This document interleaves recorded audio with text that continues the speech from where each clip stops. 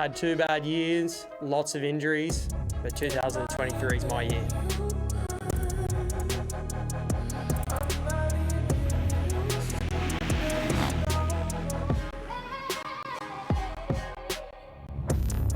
I was 1 point short last year, and there's no way I'm letting Brayton win a 6. Neither rider wants to give it up.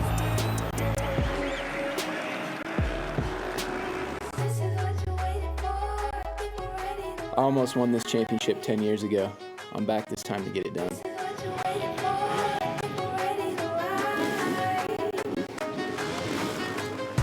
Australia is a long ways for me to come to not win. I'm not here to play around.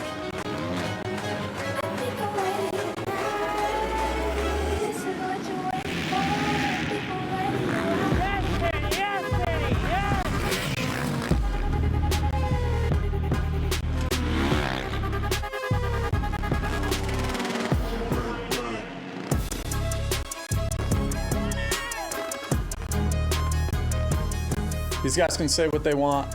I've won the past 5 for a reason, and I didn't travel all the way from the USA to not win a 6th.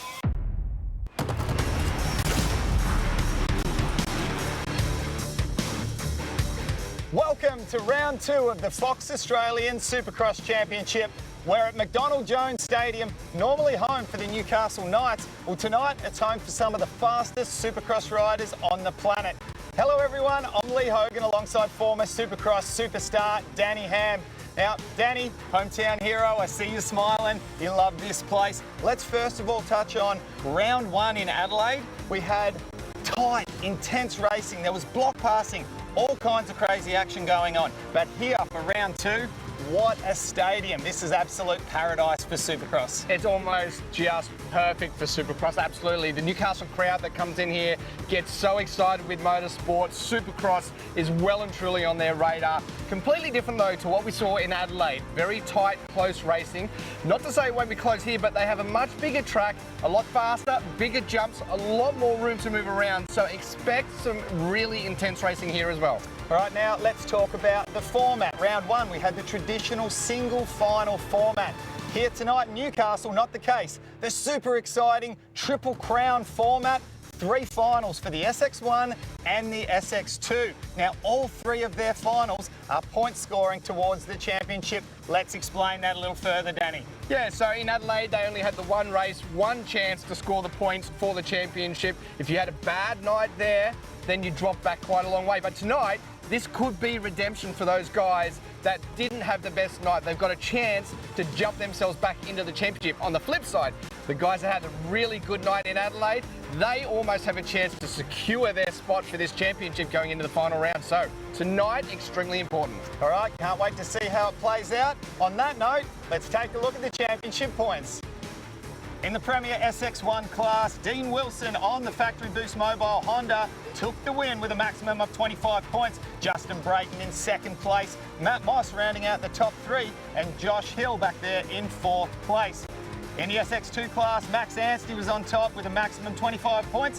Robbie Wageman in 2nd place, Wilson Todd rounding out the top 3, and Cole Thompson back there in 4th. All right, it's time now to go down to the 3rd member of our commentary team, Cam Williams. Gentlemen, how exciting. Newcastle, the very heart of the Hunter Valley, and indeed the heart of Australian Motocross Series. As you said, the Triple Crown. What that means, 3 starts. We have to get our riders from down there at the start gate to back here 3 times safely. The couple of variables here is this dirt in Newcastle. Take a look at this. This stuff is a little bit marbly and a little bit crumbly. And what that means is variable grip across this track everywhere. Also variable grip coming into the first turn. How they get this done 3 times cleanly and get away with this, they've got 10 laps each. There's very, very little time to make up for a mistake. Gentlemen, this is where a lot is going to happen. We're very excited for the night's racing.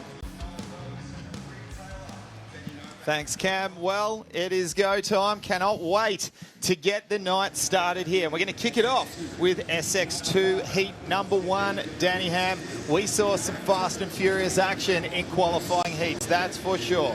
Yeah, well, but before we get to that, we're going to take a look at this beautiful venue and the track map that's involved here at Newcastle. Well, actually, the 30-second board is up. let's go with the racing right now. And these boys have already been out earlier on today. They have done all the laps in preparation for this race. Done a lot of qualifying out for their first heat. Now, there is 11 guys on the start gate, 12 guys on the start gate.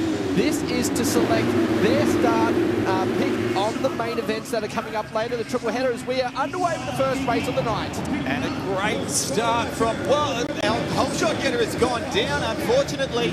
But there we have number 20, Wilson Todd, at the head of the pack, doing exactly what he planned to do on board the Terra Firma Honda machine. And he scoots around that left-hander and into this technical rhythm section. We saw all kinds of craziness going on here during the day, Danny. And we just saw a great glimpse of that also at the inside there with Nathan Crawford, the KTM rider, moving himself into second, running a different combination through that rhythm section. And that's something we noticed early on in the day, is just the amount of different lines that these guys were able to take. So they are just fresh out on this track. There's been a lot of water laid down since they were out there earlier. So you can see the bike sliding around everywhere at the moment. Once this sun goes down though, and this water has a chance to soak into it, it's going to be a very good racetrack. Well, what a passing move there into the lead for our number 199, Nathan Crawford, on the KTM machine, relegating Wilson Todd back a position. He was looking super fast in practice and time qualifying. This part of the track, as you can see, complete shade at the moment. The other part of the track in sunshine, Danny. Yeah, and that's going to play into it just a little bit. It will dry out very quickly on that side of the track as we see the leader, Crawford, Todd. And then it's back to Kostic back there on the Yamaha, who got himself a good start as well. Lee, you know as well as I do that this particular race, the heat race, it's not important for the overall of the night. However, you do want to get yourself a good position in this race so you get a good gate selection later on. And I think trying to stay upright, make no mistakes, it's going to be pretty vital at the moment. A top 11 going through into the Triple Crown format. 3 finals tonight for both the SX2 and the SX1 classes. And an interesting point, as we mentioned earlier, every single race of the Triple Crown counts towards your championship points. So overall, there is 75 points up for grabs for these SX2 riders tonight. Just shows how important it is to make sure you get yourself a good position at the end of the night. We just got a great glimpse of the 202 machine. That was Connor Rosendick, just a little bit loose with the water that's been laid down through those whoops, but very impressed at the moment with Crawford, the 199 machine, on screen at the moment. When we saw him go out in the very first practice earlier on today, jumped straight in behind Max Anstey, the championship leader, put the pressure on him and eventually made the pass as well. So just showing that Crawford is here and he means business here tonight. Yeah, he does, absolutely. And he knows how to ride Supercross, that is for sure. And he's showing us how it is done at the moment. Still, Wilson Todd back there in second place, and he's only 2.5 seconds back off the lead. We saw a shot a few moments ago also of the 69 machine. That there is Wageman back there in fourth, going down the rest of that leaderboard just there on the left of the screen. Ferguson is also up there. Novak with a good ride. Taylor, I feel, was the rider that went down in the first turn. Correct me if I'm wrong there, Lee. So still in seventh. He has made up a couple of places. However, I'm sure with the speed that we saw out of him earlier today that he would rather have been up there battling for this position right here. Now, as we mentioned a little bit earlier, track got a little bit of moisture down on it at the moment. Now, you played a big role in this track, Danny. You're doing multiple duties, not only up here in the commentary box doing TV hosting, but you've just come straight back from Abu Dhabi. You've got straight off the aeroplane, jet lag, hopped into the skid steer to help Brooksy and the crew do their thing. A very impressive track, but at the moment, we're seeing it really kind of slippery until it gets to dry out a little bit there on cue. We see Nathan Crawford with a little step out sideways. Yeah, it is a little bit slippery at the moment as we see Crawford moving his way around. This should be the checkered flag, I feel, this time around. And this is really going to sit well with Crawford out for the victory in the first race of the night. And that there is going to set up a lot, and I mean a lot of confidence for this guy moving into these 3 finals. And he is absolutely pumped. Now, something happened there, I'm going to say, with Wilson Todd. He dropped quite a ways back. He was only just over 2 seconds behind our race leader for the bulk of that race. Yeah, so Todd has been a rider that was also in Abu Dhabi. He's had plenty of time on the Supercross tracks of late, so he is definitely one of those riders that will fight for that win and will play a big part in the next 3 races. Again, as we said, they might be just taking it a little bit easier to make sure that everything's good to go. Man, this much after Adelaide, but a heat race win. A little bit of redemption, I guess, in the start of the night. Oh, that was awesome, man. I hope you guys enjoyed that race as much as I did, because, shit, that was good, man. Track super slippery, had to be smart. I kind of got a good jump, and then obviously, as you can see underneath me here, the start straight's quite slippery, and I think I went into the first turn in like 4th, somehow come out 2nd. Sat behind Wilson there for a bit, and I could see that I was riding more comfortable than him, so pushed hard for that win, and so stoked to have a good gate pick going in the main event. 3 main events too, mate, so that's going to be even more important, right? Yeah, we're off to a good start, so hopefully we can keep the trend going. Gentlemen, Nathan Crawford gets a W in the first one. Congratulations, Nato. Well, what a start to the night for Nathan Crawford, the factory KTM rider. Amazing way to get things underway. Wilson Todd, not too bad, off to a good start, but it was all about Nathan Crawford. And we continue on here with the SX2 class and heat number 2. We got some big hitters here, Danny. Yeah, we do. Max Anstey, of course, the championship leader. He is out there. Cole Thompson, another very, very fast rider out of Canada. Ryan Kingsford, Reese Budd, Barham, Atkinson is really a good list of riders that will get this one underway shortly. But if we may get to a bit of a replay of that last race before this one gets underway, but we will be on this one very, very soon. Now we see the big number 1 plate down there, Danny. He will be in heat number 2. But as you mentioned, our Fox replay here, and what a jump out of the gate it was for Wilson Todd there. It looked like he had the whole shot now. Couldn't quite make out who that first turn crash was from. But here was the pass. Nathan Crawford relegating Wilson Todd back a position. Just a great run through that rhythm section there to get him into a better position through that rhythm. But yeah, Crawford, the confidence that this guy gets out of a win is absolutely astronomical. As we get race number 2 underway already, it looks like it's a Yamaha Barham that was looking like the lead into that, but lead looks like Thompson might have come away. Yeah, Max Anstey on the inside there. Is he going to be able to make the pass? Does. Comes up nice and high. Now, you mentioned Cole Thompson. I'm going to say, in practice, he was the first rider to do triple quad through this section right here. And Anstey doesn't quite get it. None of the riders doing it just yet. To the inside. Yeah, Barham there to the inside. That is a brave move on a very slippery surface, but he has got the pass made. It's funny though, he jumped over the top of that dragon back just then. That was fast. I have not seen anyone do that throughout all of practice and qualifying.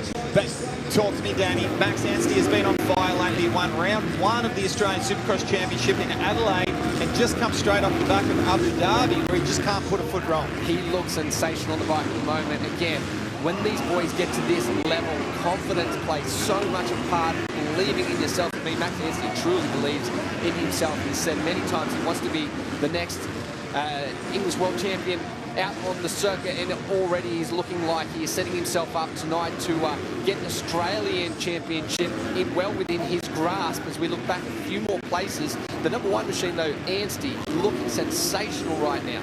Well, the kind of confidence that he's carried into this is just phenomenal. And when you line up on the starting line and you believe you're going to win, there's a high probability that you're going to do extremely well. And that's what we just keep seeing from him time and time again.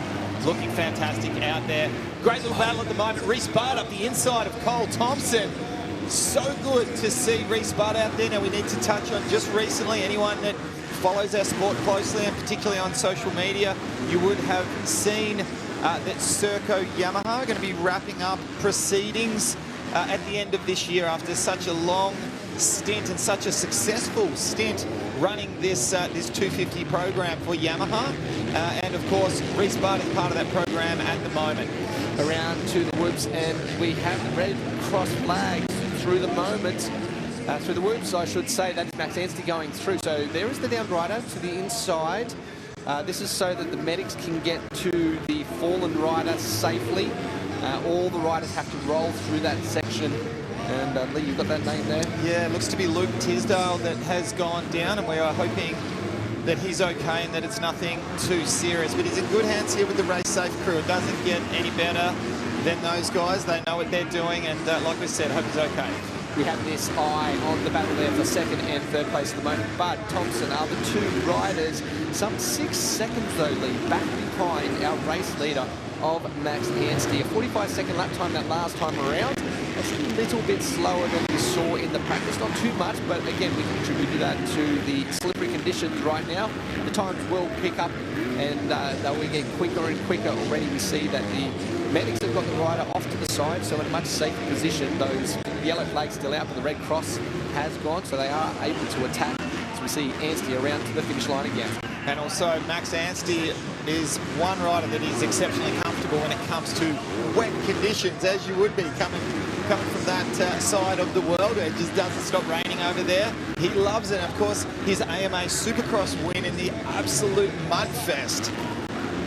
Towards the dragger back here. Yes, I was waiting for the little wheel tap. That was beautiful to see. Danny Ham wheel tap. Anstey, a nice combo through there. Probably the smoothest we have seen going through that section on this on the camera so far. We didn't get to see anyone do that in practice from what we saw. So great to see that it is evolving every single time that they're out there. But Anstey around to the finish line.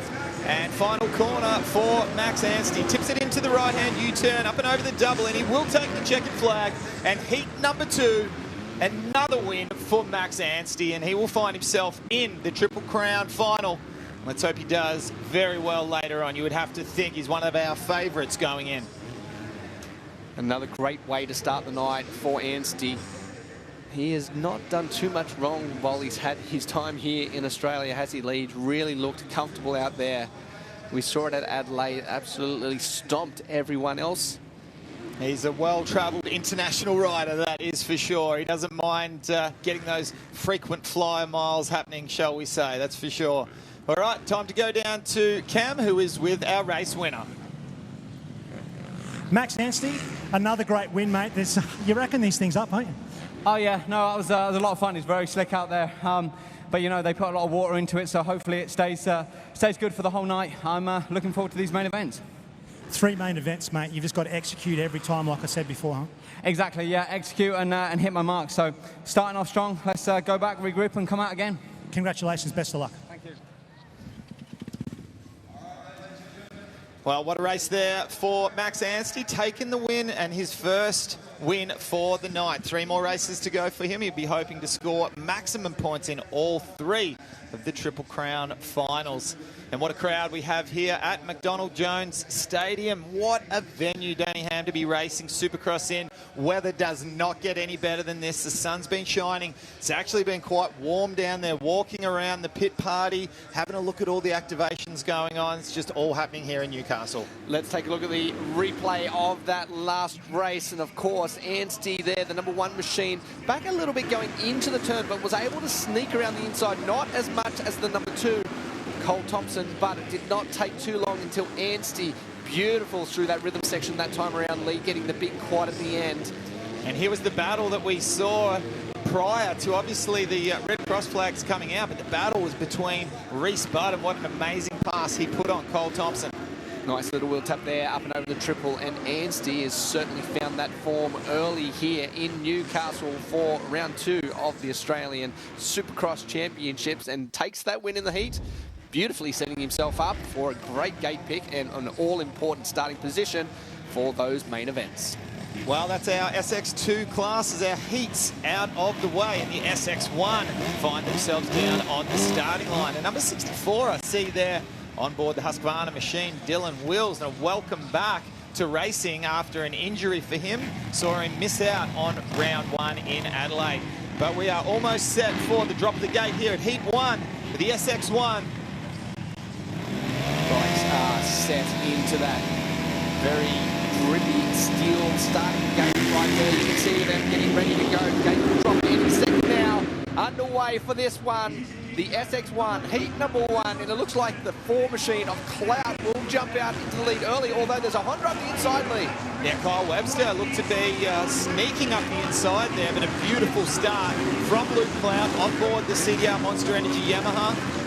And then it looks like Jackson Richardson has moved his way up there into second place, Danny. How about that, Richo? On the Kawasaki Prime Team deal here. Moves himself in second, although he did have an inside run there by Webster. Whether he held that spot, I'm not sure yet. Yes, it looks like he has. Oh, there's the triple wheel tap. Oh, Jackson Richardson very close to going over the bars there off the top of that dragon pack.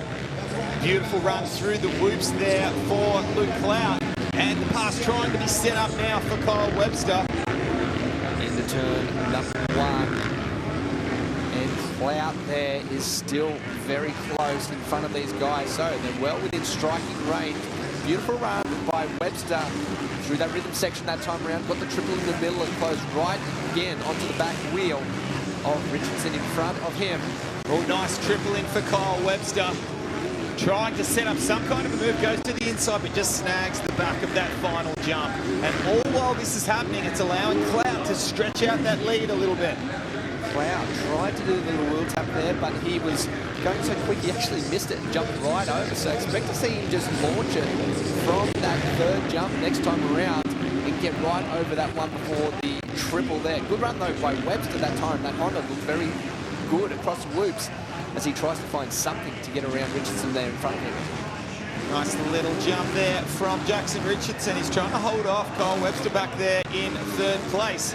And Webster doing his best to try and get up into second so he can give it his best shot to try to catch up to Luke Clout. So these are the different options through this rhythm section that we spoke of. A lot of them are very similar in time going across there to the inside again. Webster looking for something. Double, step off, and then over the triple. Now, Webster was fast the last time over the woods. Gets a good run out of this corner. Oh, the slide out, though, loses that momentum. Just stepped a little sideways for Webster. Lost his momentum coming onto the whoops. And as you mentioned, that was his fast part of the track. Lapped rider there just getting out of the way nicely. And once again, Kyle Webster trying to set up a passing move. Beautiful line for Webster. Almost tags the back end of Richardson coming out of that corner. Puts himself to the outside, though. That is not where you want to be. Good through here last time, though. Let's see if there's a different option happened. No. Oh, Webster actually landing short. So that puts him back just a little bit. Where do you think, Lee, if he's going to make this pass, where's it coming? Yeah, I think it's coming through the whoops, perhaps. Oh, trying to set up another pass here on the Dragon's back. Just dropped the front ever so slightly on the Honda machine. But I think it's just not quite close enough this time through the whoops. He needs to stay right onto that back wheel. You can see how much he is closed right up. Just that last lap across the whoop. So if he can go into the whoops right on the back wheel like he thought he was going to the lap before, he had that slide out. Again, to the outside here, puts himself up very high. Nowhere to go. Oh, good turn down though. Found some nice dirt there and beautiful traction. But once again, Richardson, he had the inside. I thought he was going to try to hold on to that, but just too much momentum for the Honda rider there. Kyle Webster slides himself up into second place. Lap number 4 for our race leader, Luke Clout. And that's that step over I said. Expect to see him do that from now on. Instead of trying to get that little wheel tap, he has jumped clean over the top. Oh, across the whoops and dodging a couple of down riders right there in the middle of them. These have really been difficult tonight. They're so hard packed. The dirt has gone down so hard that those whoops just simply aren't breaking apart. And final turn for Luke Clout to take victory here in the first of the SX1 heats. What a race win for the Yamaha rider. He was fast in practice, continued to be fast in qualifying, and he has set the pace here in SX1 heat number 1. Certainly has got that Yamaha dialed in here tonight for these slippery conditions. Clout, your winner in this race as we look at this Heat 1 results. Webster, of course, there in second. Richardson, Robbie Marshall back there in fourth. Joel Siciliano, Dylan Wills a little bit back. Actually, that just changed there on the line. Brandon Steele, Sam Larson, Dylan Wood, Joel Evans, and Cody Cheers. Amazing ride for Clout. Likewise for Webster, who had to work for it, that's for sure. All right, on that note, let's head down to Cam Williams, who is with Luke Clout. Luke Clout, that's a win, mate. What a great way to get your night going. Yeah, look, the track was honestly really, really tricky then. You know, the game plan was honestly get a good start. I executed like the best start I've had for a long time, so need to, you know, remember what I did with that. But then I just rode smooth. I just cruised, clicked my laps off, and felt good. So I'm looking forward to the 3 races. Fantastic, gents. You heard it here from Luke Clout. Smart is what's going to do the job tonight. And I think you're right there, Lee. He definitely looks a lot more comfortable than we've seen him. And this is more the Luke Clout that we expect to see all the time. Hitting those marks, getting all the lines dialed in, staying nice and smooth. And on a track like this, that there is key. You really got to make sure you get all those marks worked out and get those laps ticked off nice and smoothly. I believe he had some good raw speed over in Abu Dhabi as well last weekend for World Supercross. Yeah, but unfortunately he made a couple of mistakes that saw him hit the deck a couple of times. There's no doubting his speed, just trying to make it happen. If we take a look at the replay, let's look for the start, the number 4 from the very inside gate. So that's interesting. I didn't think the starts might come from there, so put himself straight out. That's where he missed the back wheel tap and then changed it up in the next few laps. But a good little battle for that second place. And a fantastic ride for Jackson Richardson, who was in there in second place for the bulk of this race, with all kinds of pressure coming from Kyle Webster. Here should be the turn down. So put himself up high. We don't get to see this lap around, but put himself up a little high, squared it up, got himself down underneath him, but it was going to be this guy, Clout, starting to find that form that we know he has in Supercross. And I'll tell you what, he could be dangerous. Later on in these 3 races, gets himself a start like that every time, he's definitely in with a chance of getting this one done.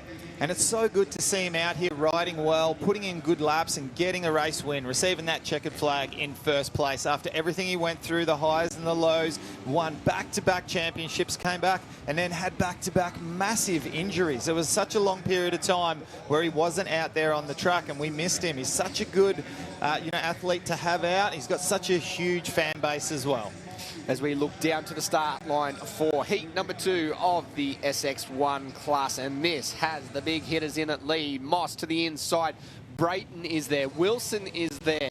All the big names are in this particular race. So going to be very difficult to walk away with a clean win on this one. As the board goes sideways, we're only moments from the start of this one. Out the gate they go. Jackson there on the 215 got a good jump, but it looks like Moss again continuing to get those good starts. An awesome jump out of the gate from Matt Moss, but keeping it tight on the inside. Justin Brayton carrying that number 1 on the Honda machine, slots himself into first place. Matt Moss back there in second, who had a mammoth crash in practice. A huge step over the handlebars on the gator back section, which we're about to approach any second now, and he was lucky to be out here at all. I did get to see him as he came in. The bike was absolutely bent up, and he looked like he was in a lot of pain as he came back in. So just to see him on track is pretty impressive.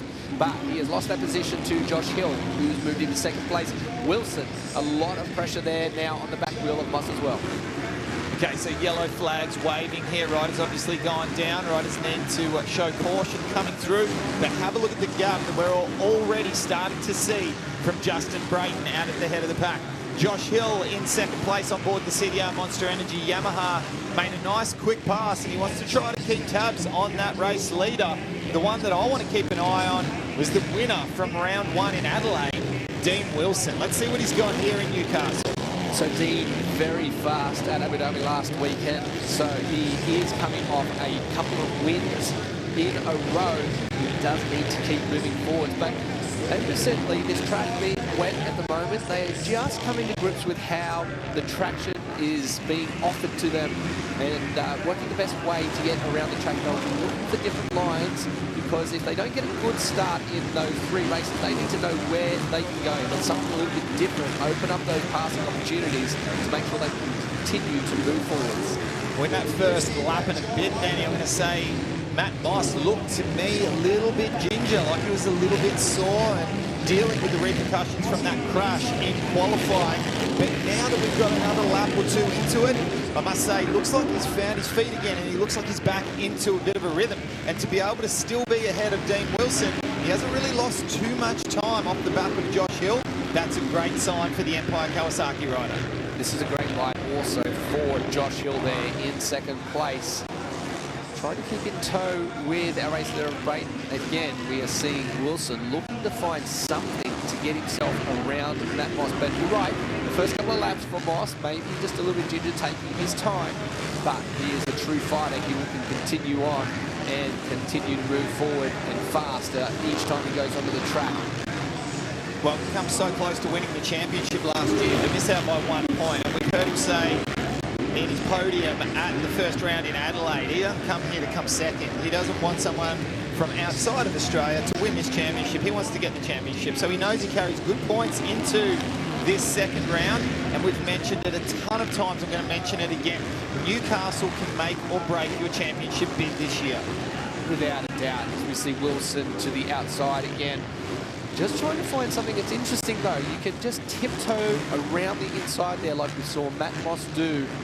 It is super, super slow going around that inside. However, you don't lose any ground. You still maintain that same position as you go through that next rhythm section. We get a good glimpse here of the #1 machine. Up and over with that little triple off the top there. That, of course, is just a break. Brayton looking in fine form, and when he has his starts dialed in, it is ominous. And I tell you what, his competitors need to start getting nervous. Just passing another rider down there. I think that might have been a 2 machine or Wheezy, unfortunately. Down in that one as we look towards the finish line here. This will be the last turn for Justin Brayton. And this is a return to the winning circle of Brayton. A great win in this one. Josh Hill right there as well. So these boys are certainly finding their form, finding their feet early on in the night. Yeah, fantastic ride there from Justin Brayton, doing exactly what he came here to do. He didn't take the win at round 1 over in Adelaide, so he will be hoping to get maximum points here tonight. SX1 Championship Heat 2. Justin Brayton with the win. Josh Hill second place. Dean Wilson in third. Matt Moss in fourth. And Liam Jackson, a great ride there in 5th place. Yeah, great to see Jackson up there having a good one. As to Joel Whiteman, that's a great result as well. Landing in the back there, Watts, Colvin, Zielinski and Grothus are our 11 riders. Of course, all of these guys will go through to the final. However, this has all been about the gate pick for those particular races, those 3 very important finals. Let's head down to Cam, who is with our winner.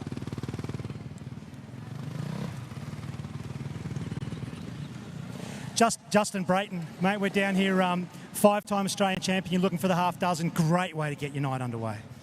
Yeah, lights come on, you got to turn it on, right? So, yeah, I got off to a pretty good start, and that's the name of the game tonight. But, yeah, track's really slick. I think it's going to come in all right tonight for our races, but heck of a way to start it off. Just got to execute, I keep saying that, but it's about getting that start and getting through that first turn. It looks a little bit messy from where we're standing. It's really slick. It's to put it in terms for all you guys in the stands, it's like kind of riding on ice, which is really difficult. So, but yeah, it's going to be a fun night, and these 3 races coming up are going to be intense. Fantastic. We're just going to sneak in here next to Josh Hill. Now, Josh Hill, that was a good one. Made the pass on Matt Moss really early, and looks like there's a bit of a cheeky inside line there. Yeah, it's we were hitting it all day. You know, it's there. He let the door open. I just tried to sneak in, not make any contact, and just try to be smooth. You know, you couldn't really push out there. Just tried to learn, tried to find where I got traction, and try to stay on JB. Fantastic. I'm going to sneak over here one more time. Just going to get next to Mr. Dean Wilson. Dino, a bit of time in behind Mossy there. Just obviously one of those heat races, just to play it smart, right? Yeah, just playing it smart. Like I said before, the start is crucial, and as you've seen, like, it's very, very hard to pass. And just kind of push those limits with the bike. You have to really respect the track, because if you push too hard, it's very easy to wash the wheels out and fall. So, yeah, a little bit patient there, but I feel like it was kind of good for me in a way, because it made me find kind of some spots where I can try and pass. So it's tough out there for sure, but overall, yeah, not too bad. Gentlemen, experience tonight. We just heard all 3 of these guys with piles of experience talking about being patient and taking their time. Well, great to have a chat with our top 3 place getters there. Heat 2, SX1, and some big names, Danny. Yeah, and it's interesting to listen to the way, you know, you hear from the first place rider compared to the third place rider and their different mindset, the different take on it all. But as Dean said, I think that finding the lines early in the night, trying to work out what works, what doesn't work when you're in race condition. Of course, they do their practice. They all go out. They try to set the fastest lap times. But until you're racing with someone side by side, you truly don't know if that particular line worked or not. Yeah, the track's really starting to come into its own now. It's just starting to dry out a little bit with all that water that's been put down. Let's have a look at the replay here, and what a start it was from Matt Moss up the inside. but it would be Justin Brayton who would come out smelling like roses. It really did look like Moss had controlled that one. He cut Brayton off going down the start straight.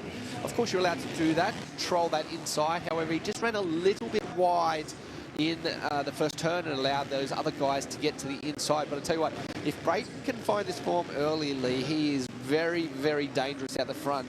Rarely does he make those mistakes.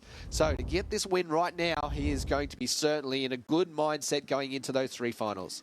And especially with the Triple Crown Challenge, you need to make sure those starts are on point. So when Brayton starts are happening, it's generally good times for the Honda rider. As we can see out on track at the moment is our warm-up lap for the SX3 class. So they're having a little bit of a look around. They'll get to try to pick out some potential passing lines, where their race lines might be, and have their last little look before lining up on the starting gate. It is very important that these guys work out their lines nice and early so that they are ready to go for their final. All right, well, time for a quick break. Don't go anywhere. When we come back, SX3 final time.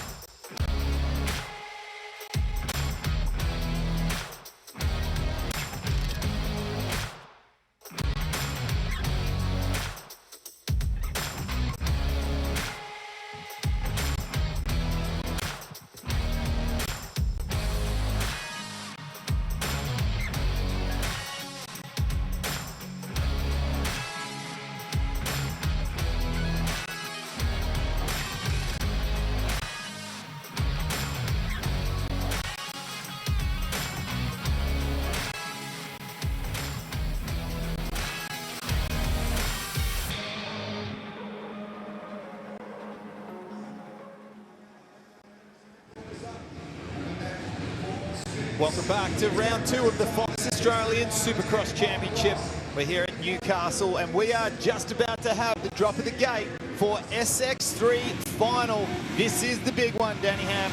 Yeah, absolutely. These younger riders are set to get under battle of this final race for them. Of course, they've been out for their heats and done their qualifying. Oh, a few guys jumping a little early there. They've been caught up by the gate. One to the inside there. It looks like Orlando is caught up in the gate, I think. But we look to the front there. Kingsford, the 20 machine, looks to have got himself out to a great start. And it looked to me like Parker Ross, our current championship points leader, was nearly last into the first turn. And I believe he has just slotted himself already up into 4th place. How is that possible? Wow, what a passing opportunity he's had in that opening lap while everyone is stacked together as their riders first lap around, trying to come to grips again. As we have mentioned so many times, with this slippery surface, it is Kingsford. Kingsford, what a start. Yeah, ripping out at the moment. Correct me if I'm wrong, he was in a position at Adelaide for a good result, but unfortunately, it came down to the very, very last corner of the last lap. Now, that's indoor Supercross racing, but the rider that made the pass on him, Parker Ross from America, is back in second place now, and he's actually in a battle with Cade Kingsford's teammate, Kobe Drew, who now is back there in third. So we've had a rider go down.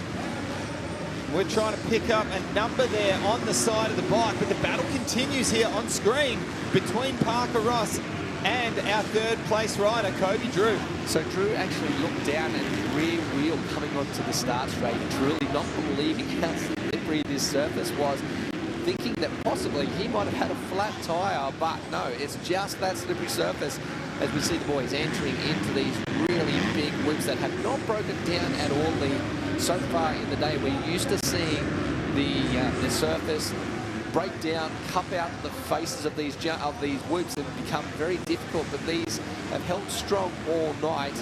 Now, with our race leader, 3.4 seconds actually just dropped back to 2.6. I was just about to ask Lee, will we see a battle here for the lead from Ross? Can he close down that gap? Well, I think Cade Kingsford obviously wants to try to maintain that lead, try to stretch it out a little bit, try to give himself a bit of a buffer, because in his mind, he has no doubt that if Ross is close enough to him, he will be aggressive and try to make that pass and do whatever it takes to get the win. So for Cade Kingsford, it's all about trying to string together fast laps at the moment. He doesn't need to get defensive and try to cover his lines at the moment while he has that 2.6 second gap. I think the key player at the moment is the whoops. It looks to me as if Parker Ross has just got a little bit more momentum up and across these whoops. It looks like Campbell there on screen is having a good little battle. It's, I think it might have been Rowe up there with them as well over the finish line as they finish off lap number 3. As we go back to our leaders, and it is clear to see that Kingsford is starting to be reeled in by the second place rider there of Ross. Oh, Kingsford, a very hard landing that time around just before the triple. That will have slowed him up. Can Ross close down? This is where a lot of the time is made for Ross. And just a little bit of a heads up for people at home watching, as we see a pass being set up now. What a move from Parker Ross up the inside, moves himself up. How slippery is this track, Danny Ham? Yeah, I wasn't expecting to see it become this slippery. I thought maybe, oh, look at this. This is a bit of a replay from Adelaide between these two riders. Ross holding Kingsford up very high in that corner, just not offering any room for Kingsford to come back underneath him as they go down across the start line again. Yeah, look, that was a really quite a polite pass from Cade Kingsford in comparison to what Parker Ross did. That was close to going over the top of the berm. But look, I'm hoping we can see Cade Kingsford hang with Parker Ross for a little while so that we can see a little bit more of that action. So this is the real difference between the two riders. Ross very strong through here, however. Kingsford likes to stay nice and tight, but just simply can't quite get that traction down with their slippery surface. And yeah, didn't quite get the drive he needed to stay up there with him. As we click down yet another lap, we'll be seeing the last lap board relatively soon. Lap 5 they've just entered, or complete, I should say.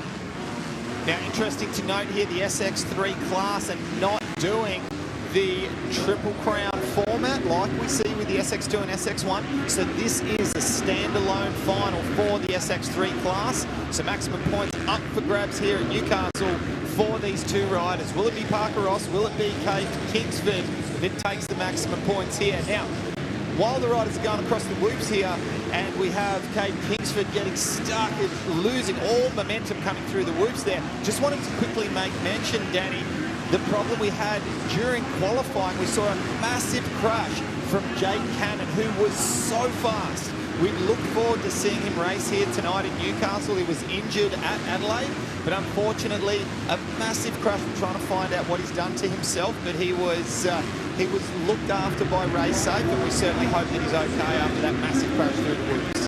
Ross comes around and collects the last lap board, so only one more time around here as he works his way through some of the lap riders, and he's extended that lead out. The battle was really there momentarily between the two Yamaha riders of Kingsford and Drew. The last lap they went across the whoop, so I'm just trying to glimpse, see if they're right together. They still are pretty close. Oh, look at that! Kingsford, I think, was it that's gone down, or was that Drew that fell down? It was Drew that went down in the turn. So Kingsford will get back to second, and our race leader will come around towards the finish line. He will collect the checkered flag and collect the win here in Newcastle. And second place coming through to take a well-deserved second, Kate Kingsford. But of course, yes, Parker Ross, 2 wins for 2 starts. And an amazing display of riding here at Newcastle. Fantastic effort as the sun sets down here at this round in Newcastle. The sun getting very low and getting into the eyes of the riders, especially through those woods. So as we look at the final results here, of course, Parker Ross, Kate Kingsford, Giles Campbell is up there into 3rd place after the misfortune there of Drew. Morris, Birchall, Manson, Byrne. Drew got back there to 8th place, Rowe, and the rest of the boys completing their race. Yeah, what a fantastic podium there for Giles Campbell. Like we mentioned, Kate Kingsford there in 2nd place. Well deserved. Unfortunately for Kobe Drew, having a mishap there on the final lap. An awesome ride here, and what a display of racing for the incredible crowd here at McDonald Jones Stadium. All right, let's head down to Cam, who is with 1st, 2nd and 3rd here in the SX3 final. Parker Ross, 2 from 2, mate. That one had to be a little bit patient there behind Kate Kingsford, but eventually got it done. Yeah, I got off to a mediocre start and just tried to be consistent out there. The track's really slick, as everybody else has been saying. So got into the lead pretty early, and shoulders bugging me from popping it out in the heat race. But we worked through it and got the win. Shout out to the Polyfloor HRC Honda team. They've been killing it. My mechanic, Jai. Everybody over there has been super nice to me, and I'm loving Australia, and yeah. Fantastic. I'm going to sneak in here next door. Kate Kingsford. Kate, got a great start, mate. Those whoops, they just look like it's really hard to keep the bike under you in that. Yeah, obviously I'm not the biggest bloke, but I got through them, and slippery track, so had to ride a bit cautious, but still a good main overall. Obviously a little bit of redemption from Adelaide as well. You rode great in Adelaide and just got a little bit unlucky, so it's nice just to play it a bit smart and get on the box. Yeah, it is what it is. Obviously I'm up here this time when I wasn't last time, so even though I couldn't get it done this time, we go again in 2 weeks, so happy. Congratulations, Kate Kingsford. Giles Campbell, the flying freckle, buddy. Well done, mate. 3rd place in this one. You've got to be stoked on that. Yeah, I'm stoked. I mean, I'm working during the week, so this is really good. But I've obviously got a little bit of work to do to catch Parker and a couple of the other boys. But I'm keen to just go to work and see how we go at the last round. Giles Campbell, congratulations on 3rd place. Thank you. Massive thank you to all the people that support me and make this happen. It wouldn't be possible without you, so you guys are the best.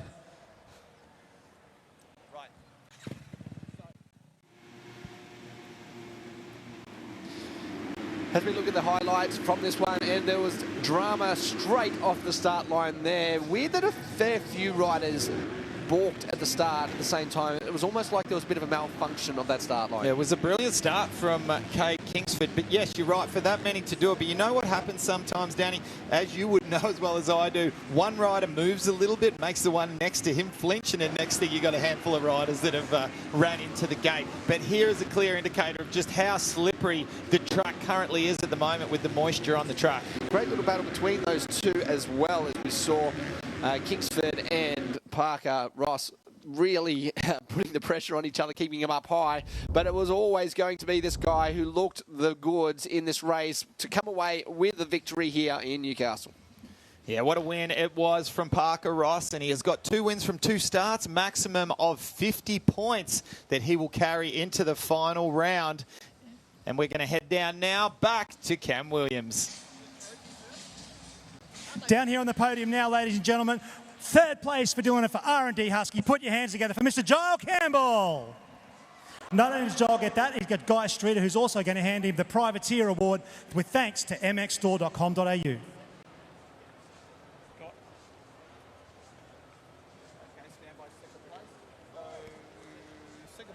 And in 2nd place, riding for Yamaha Junior Racing, put your hands together, ladies and gentlemen, for Mr. Kate Kingsford.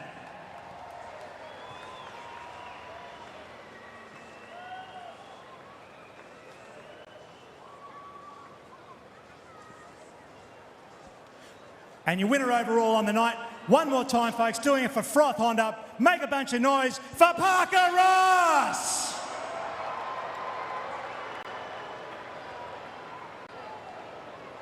Ladies and gentlemen, your SX3 podium. Let the celebrations begin.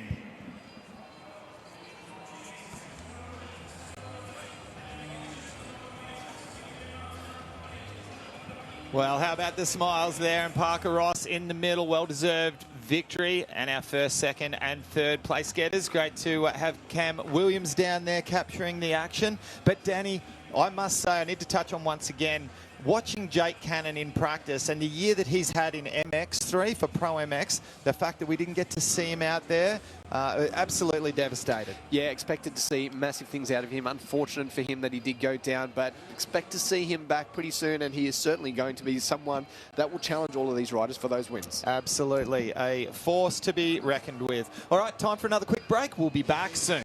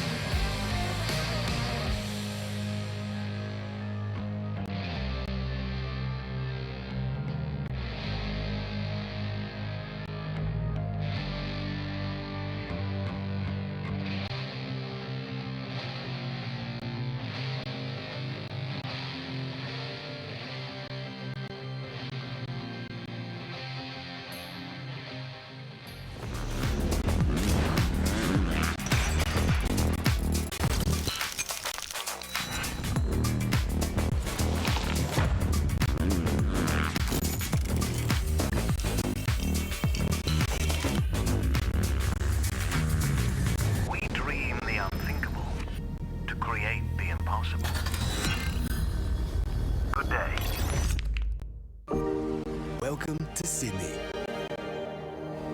Upbeat. Downbeat. Feel its heartbeat. Open spaces. Open arms. A place to feel alive. To feel free. Come feel it all. And feel new.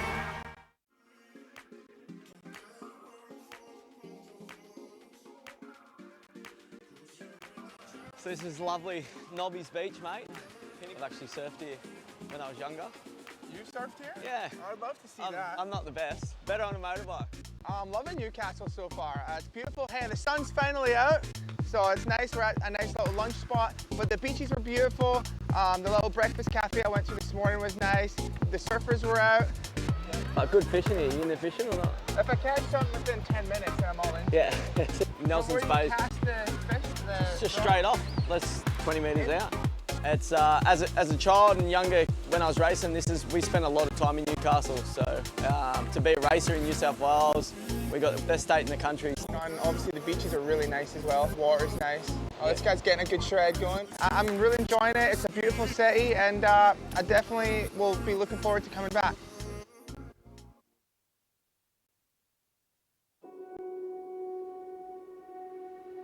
スーパークロスでこの間初めてスタジアムに行った時に、その時に初めて怖いなっていうのは感じました。The Supercross is very technical. You gotta be perfect. Oh, a massive crash! Get this Supercross title would definitely be a dream come true for me. It's really hard to see the person that you love going through tough times. I feel like a lot of people never saw that side of what he went through this year.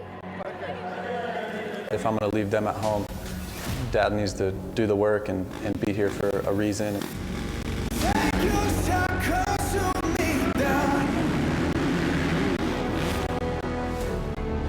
I'm the king, you're the killer. I'm coming up like a winner. Pull your trigger, make me bleed. You gotta win this. I'm the guy, you're the sinner. I'm coming up like a winner.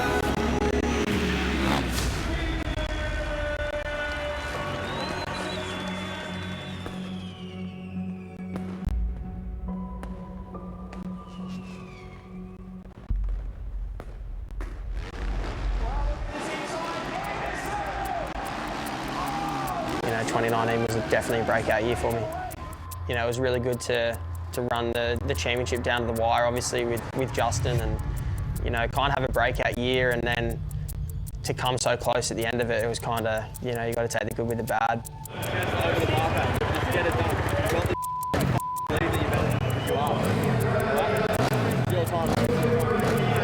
There's nothing in the points to get tricky. You're just going to go. No one's going to be disadvantaged from anything. You're just going to go and win. Cloud is right there, right? He's the front end while trying to make a championship level races on the ground. And who is in the lead? Justin Brayton wins the first of 3 finals.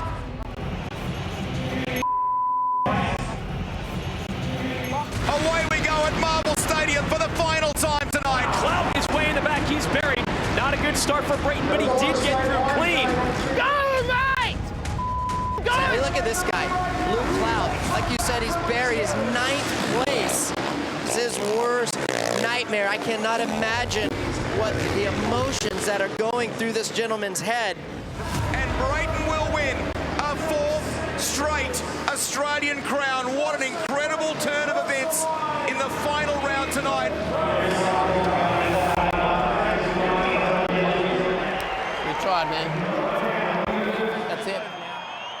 Coming into that final round in Melbourne, shall we say, older heads prevailed, all the experience that Justin Brayton has. I think a little bit of the pressure got to Luke Cloud. And then going into the 22 series, of course, we had motocross in between the 2 separate Supercross championships. And unfortunately for Luke Cloud, after such a solid few years of results, always being up the pointy end of the field, he was struck with a massive injury from up at Mackay. Massive crash. Huge crash from Luke Cloud.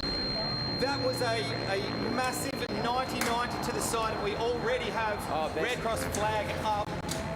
I feel like a lot of people never saw that side of what he went through this year. Sorry. And didn't really know how bad the injury was. He likes to sort of keep to himself a little bit. Still not 100%, but I suppose with the time we've had and the lead up, yeah, not too bad. Yeah. We'll see how we'll go. I feel like normally most injuries he'll bounce back from pretty quickly. However, there were times this year that he did mention maybe not even coming back to racing again. Like, a lot of people don't know about that leg injury. It was pretty bad. I saw the struggles, and first and foremost, he's one of my best mates, so hate to see that with anyone, but when it's someone you're close with, it really it hits home for you. Like, he's a good dude, and we ride and train and hang out. We do everything together. So to see him go through that, it's tough, but it's part of what we do, and he's just had one of those years, so really excited to see him bounce back from it. I'm just really giving and unselfish. Luke's loud and selfish. You said he was a bit selfish earlier. He's selfish. He's very selfish. Yeah, I'm doing 2:17.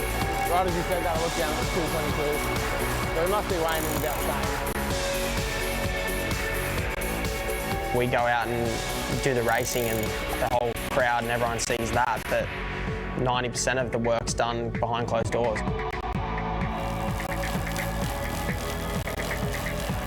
Obviously, there's the benefits of the endurance and cardio, and the biggest thing for us is enjoyment. We love getting out and going on the roadie as much as we do going out cutting laps on the Supercross track.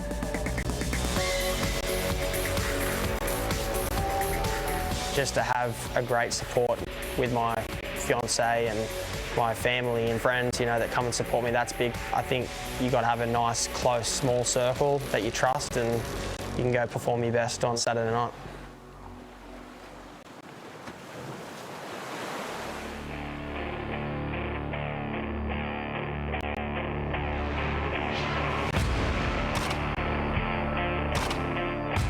Since April, when I was laying in a hospital bed, the focus was on this. It's been months and months of preparation and a lot of hard work to get to where I am.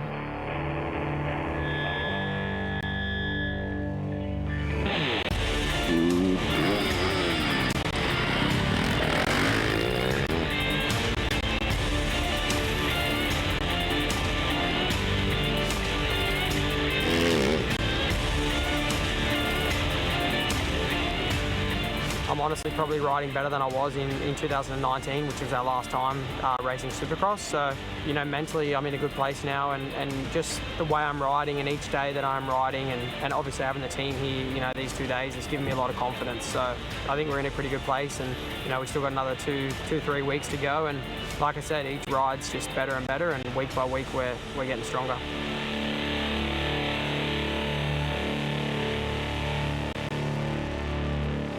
He is a very positive person, and if anyone's going to get through what he's been through this year, he's the guy to do it. Hopefully come out swinging and bring that championship home. I mean, Brayton's obviously going to be good, but being that close like last time gives you the motivation. So, yeah, I think we can run it up there with him for sure. Are you nervous?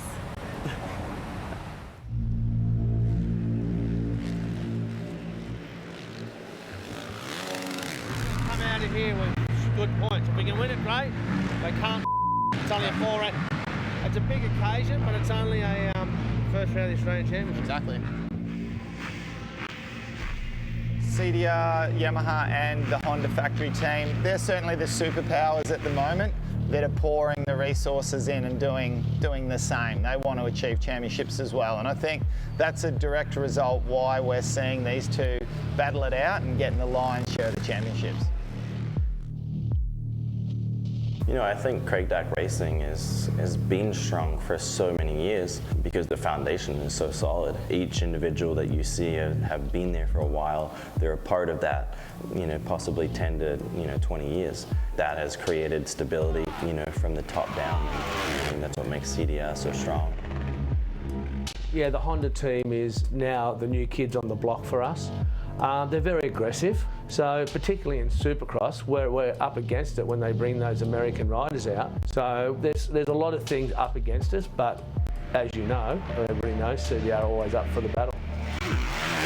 I deal with a great deal of anxiety because I know going into every given weekend, the expectation is on us to win.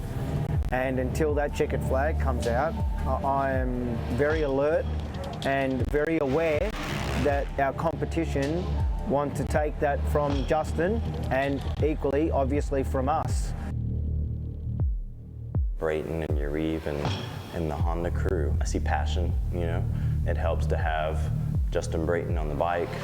He's won that many championships back-to-back in a row, but let's not forget he is, you know, a top-level American rider. Yeah, that's good. Like we said, it's a big occasion, but we're still not one of the championship, isn't it? Last fourth in the works. Yeah. It's better? Better. Yeah. Much better. Look better. You're up on it. Hey, 0.4. It's stuff all, man. Welcome to Melbourne, Australia. This sports-loving city is the home to the legendary Marvel Stadium.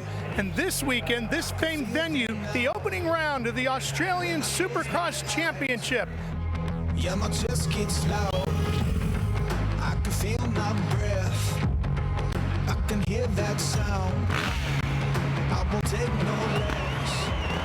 there's a lot of adrenaline pumping in this building, and it's not just the racers, it's all throughout the crowd, because unfortunately, it's been a couple of years, Australian fans have been able to get together inside this building and watch Supercross competition.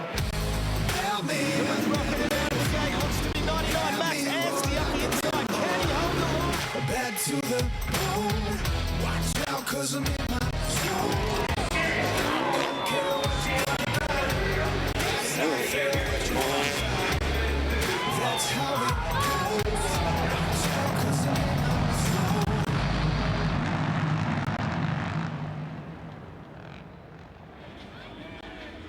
For him coming into the Supercross Championship for 2022, he'd been off the bike for such a long period of time.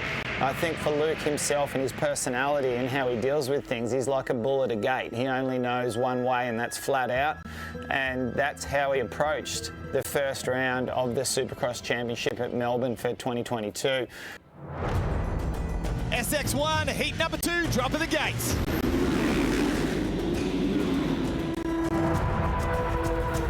It is the 102 machine of Matt Moss. Clout in second. Yeah, nice pass from Clout, just getting past Dylan Wills through the whoops there. He's going to swing in. Oh, that was always looking like it was going to come together. Now, hey, this is nice though. The inside line. Clout has taken advantage. He's moved straight into the lead. And what a win! And a beautiful shot there of Luke Clout sideways, taking the win here in heat number 2. Luke, today you told me you wanted to find your racecraft. Did that feel more like yourself out there? You know, just starting off like that's really good. You know, I had a pretty bad injury, and just to tick it off like that at the start's really, really good. So I'm excited to just keep going and see how we go. Go well up. Okay, 170. Well, we are almost set for the final race of the night. SX1 final moto. 20 laps is the duration for this one, and we are almost set. Ready? Do you. You can do this. Love you, man.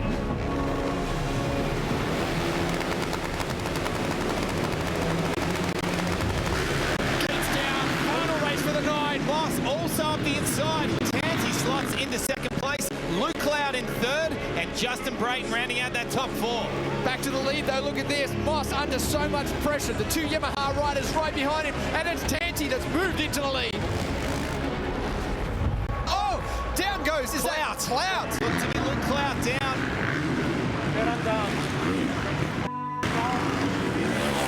Can you finish? Finish for a point? What's wrong? He was still confident in his first solid race back. Unfortunately for him, another injury come final time, and he injured his thumb, which would put him out for quite a while.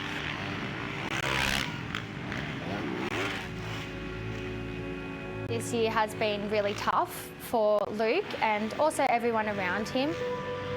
Just brings it back to how brutal this sport can be, and I feel like there's a lot more downs and ups, but I know that this is the sport that he loves, and I'll be there to support him no matter what.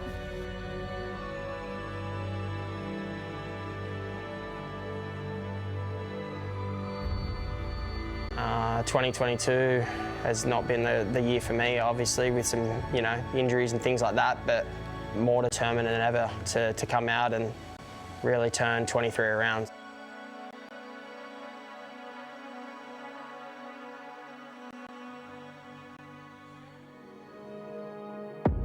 Are we potentially going to see someone finally take it to Brayton and make it come all the way down to the wire?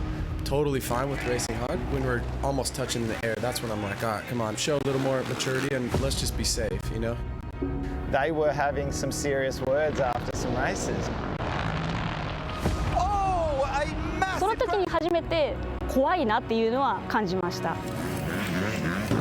What's wrong? Can you see what's wrong? Defending a championship gets harder and harder and harder. Flat tires, brand new tires. So we have a major problem with the #1 machine.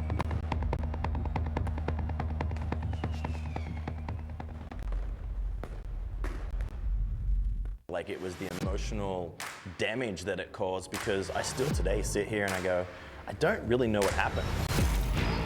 my dad was like, eat, sleep, ride and train, that was it. But it was a great moment in my career, that's for sure. And without that experience, I would not have made it in America. I remember you had just such a golden period where year after year you seemed to be winning Supercross and Motocross. I was going to be outdoor national champion, and that was all I seen. And next minute I'm flying through the air backwards, and I wanted to come back as quick as I can, and you know, it probably took the wrong things, and then that following year, you know, I got a 4-year ban. I didn't want to fail. We really think you should be back on a 250. And there's one thing I've noticed with just viewing Supercross races and stuff, especially in America, the years prior over there as well. that period of my life was just always like kind of like my favorite part, you know? Got to dig deep, it's hot, you're really like digging to keep that speed for 230 plus twos. It's a push. Like I just got a sniff of it and that feeling, I'm like, I want that every day. Always, my motto has always been race to win. I want to be the next British world champion. Matt Moss, 9-time Australian motocross and supercross champion. So much success domestically here in Australia and overseas. I want to start the ball rolling with a youngster. The very first time I remember you, Matt Moss, Chidlow National Junior Motocross titles. Didn't know who this kid was. Had a twin brother riding around at the same time. It started raining and I'm like, this kid can ride the mud. Do you remember that? Yeah, I do. It's I believe it was my second Australian title, but I was fortunate enough to have a twin brother that was a really good racer, and he was actually probably a bit better than me when we were juniors. And then we always had our main competition, which was Wade Thompson back then, and they were on flyers, and I was always the one that was just below him, but I practiced the skills I needed. So when it rained, I tend to shine. So when that rain comes, I see all their heads like, damn it, and I was like, yes. And then, yeah, no, it was a great weekend. Now, when you were a junior and battling with your twin brother Jake all the time, who tended to get the upper hand most of the time through those early years? Oh, Jake. Jake was always the one with the new bike because Dad couldn't afford to buy us 2 brand new bikes. So we had an older brother that raced too, so we rotated them. So Jeff would get the first new bike and then we rotate the Jake, and I was always getting the third. So, but I was lucky enough one time that Jake broke his collarbone when he got a brand new Kawasaki 85, and Dad put me on that, and from that day forward I actually never stopped losing. It was good. So let's talk about your move to America. It was at a very young age, as you said, 15. Was it a big step for you to make that change? Obviously, moving over there is going to be quite difficult, but from your racing side of it, the racing career you had prior to that and then going to America, was there a big jump, a big change for you?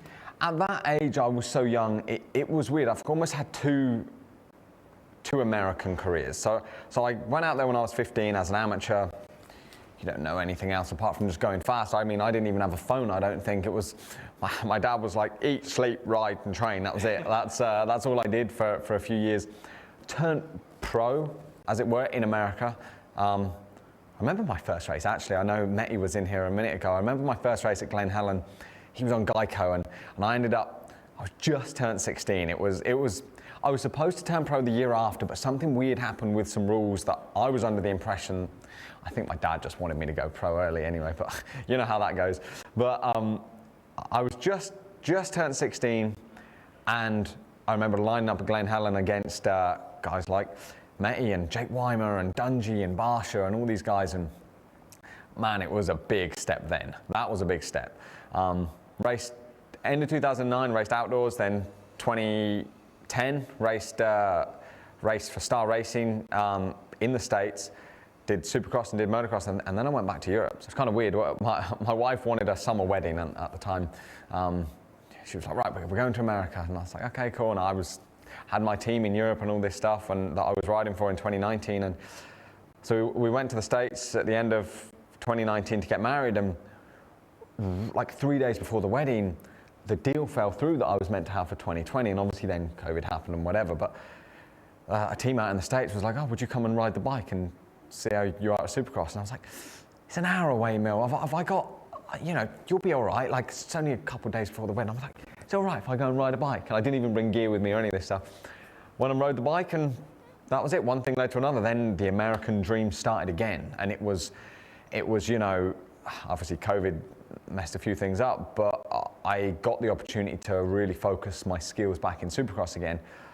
And to be honest, then 2022, Yariv reached out, and my boss here with Honda Australia, and was like, man, we really think you should be back on the 250, and we're building a program in the US for Supercross, and you know, come and race the Australian Supercross Championship, the World Supercross Championship. And I was like, man, this is going to give me the extra laps, the extra time that, even though I'm older, the extra time that I've sort of missed racing all those years of GPs, racing Supercross. And we know how intense it is in America as a top athlete to race, the amount of races they do. Surely some injuries play into this 13-year barrier somewhere along the line. How difficult is that to manage and then come back from? Yeah, I mean, if you could take injuries out of it, man, I think I would have done, you know, a few more starts. But look, we all accept it. When we put a helmet on, we know injuries in any sport, motocross for sure, it's going to happen. You know, it's not a matter of if, it's when. It's just how you manage yourself, you know.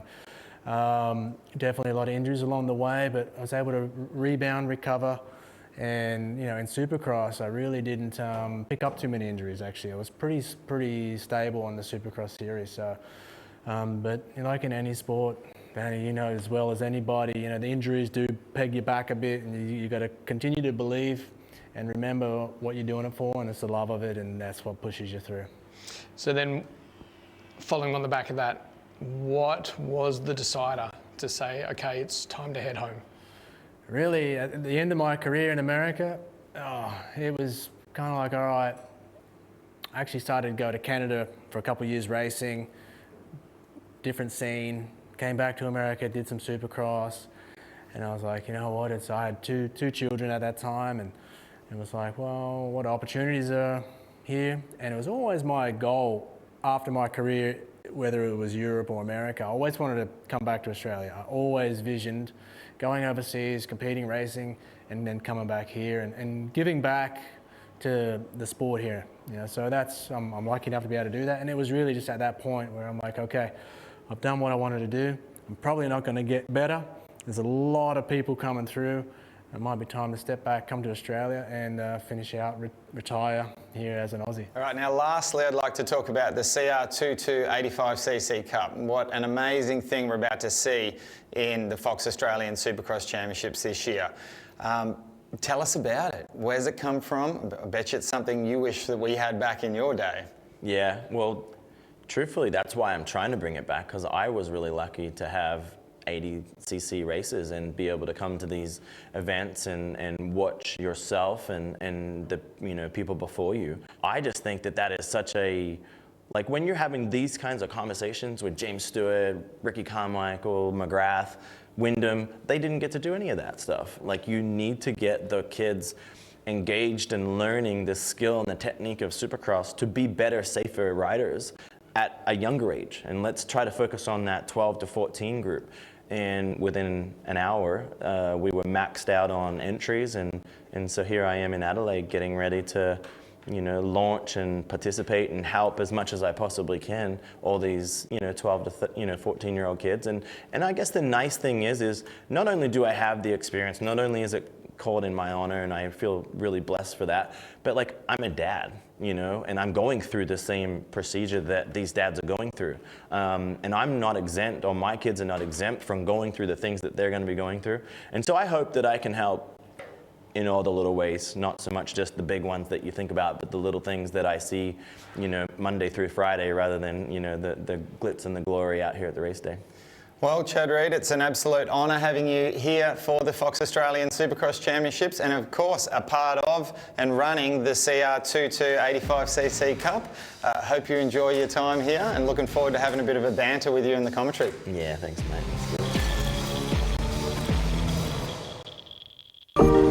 Welcome to Sydney. Upbeat. Downbeat. Feel its heartbeat. Open spaces. Open arms. A place to feel alive. To feel free. Come feel it all. and feel new.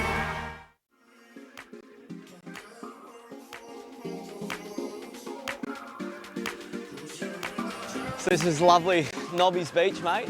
I've actually surfed here when I was younger. You surfed here? Yeah. I'd love to see that. I'm not the best. Better on a motorbike. I'm loving Newcastle so far. It's beautiful. Hey, the sun's finally out, so it's nice. We're at a nice little lunch spot, but the beaches were beautiful. The little breakfast cafe I went to this morning was nice. The surfers were out. Good fishing here. You into fishing or not? If I catch something within 10 minutes, then I'm all in. Yeah. Nelson's Bay. Cast the fish? It's just straight off. That's 20 metres out. It's as a child and younger when I was racing, we spent a lot of time in Newcastle. So to be a racer in New South Wales, we got the best state in the country. And obviously the beaches are really nice as well. The water's nice. Oh, this guy's getting a good shred going. I'm really enjoying it. It's a beautiful city, and I definitely will be looking forward to coming back.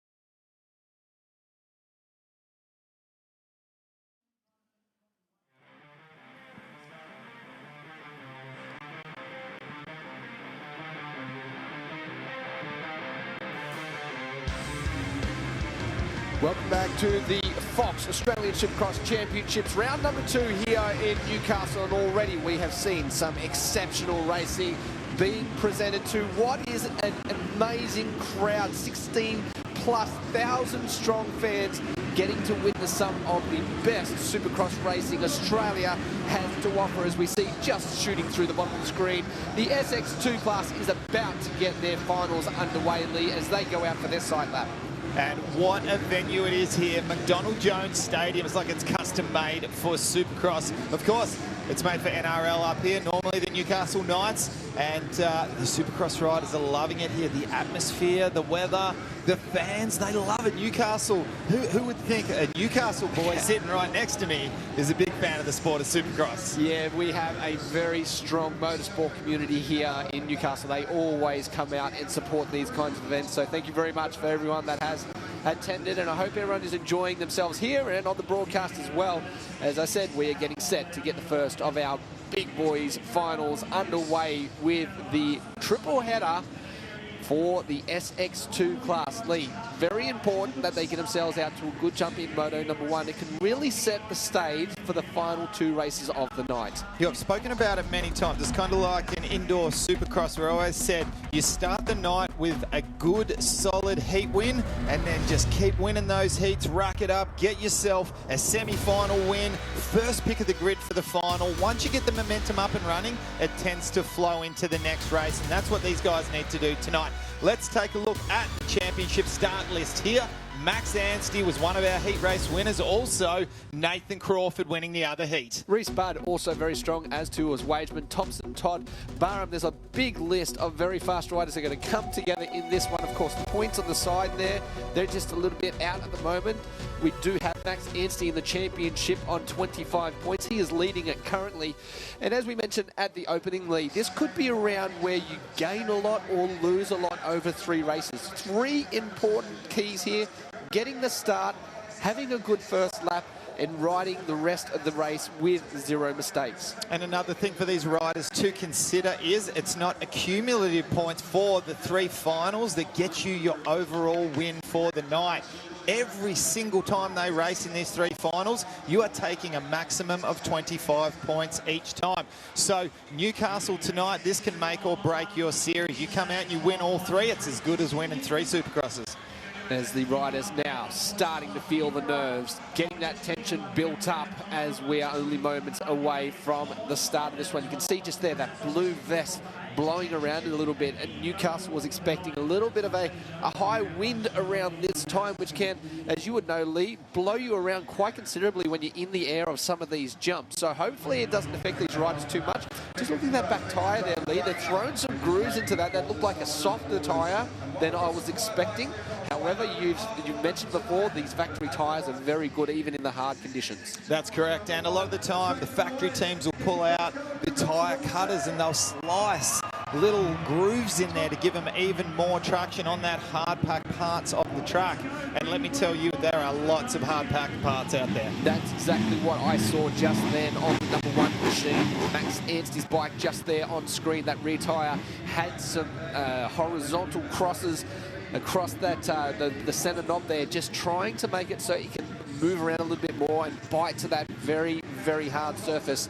The riders have been out on their sighting lap. There has been track maintenance done in this break as well, so hopefully this will bring the track back to these riders a little bit and close up some of those battles just a little bit more. Now, Max Anstey coming off maximum points at round 1 in Adelaide at the Indoor Entertainment Centre. He has elected to go grid #1 here for the first of the 3 finals. He's going to have to jump out exceptionally fast because I believe that is Cole Thompson just to the right of him in grid #2. Now, if Cole gets out well and is a great starter, anything can happen. Sure is, as we get set for the start of this race. And the candles get lit up as they dive into the first turn. Who is going to get inside? There's a Honda possibly to the inside though. Crawford was there as well. And it's absolute traffic jam going through that first part. A Honda to the outside. Is that possibly? A beautiful start from Nathan Crawford. Finds himself up at the head of the pack. We're trying to pick up who that is. Brock Flynn, the Western Australian, in 2nd place. What a start! Wow, great start for him. As we see Crawford, we said, if this guy gets some confidence, he's going to be dangerous. So there's Flynn in 2nd. Barham there, I think it is in 3rd. Cosman could be there as well.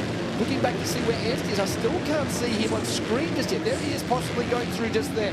Back there around about 8th or 9th. Long way back. Now, much shorter races here in this, the first of the Triple Crown format.